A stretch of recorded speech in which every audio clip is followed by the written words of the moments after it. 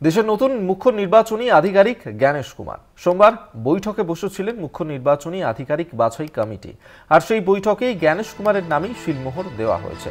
Search প্যানেলে 480 জন প্রার্থীর তালিকা ছিল এবং সেই তালিকা থেকেই এই পদের জন্য 5টি নাম পাঠানো হয়, আর সেখান থেকেই চূড়ান্তভাবে বেছে নেওয়া হয়েছে জ্ঞানেশ কুমারকে। সোমবারই বসেছিল মুখ্য নির্বাচনী আধিকারিক বাছাইয়ের জন্য বৈঠক, আর সেই বৈঠকেই সার্চ প্যানেলে 480 জনের প্রার্থী তালিকার নাম ছিল, সেখান থেকে 5 জনকে বাছাই করা হয়। তার মধ্যে থেকেই বেছে নেওয়া হয়েছে জ্ঞানেশ কুমারকে। তিনি হতে চলেছেন দেশের নতুন মুখ্য নির্বাচনী আধিকারিক।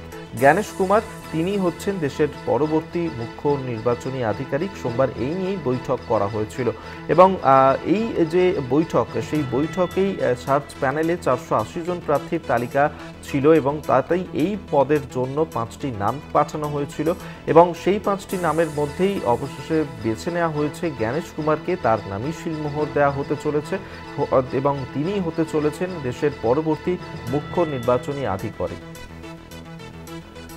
দেশের নতুন মুখ্য নির্বাচনী আধিকারিক হতে চলেছেন জ্ঞানেশ কুমার। সোমবার এই নিয়ে বৈঠক বসেছিলেন মুখ্য নির্বাচনী আধিকারিকের বাছাই কমিটি এবং এই বৈঠক থেকেই চূড়ান্ত সিদ্ধান্ত নেওয়া হয়েছে।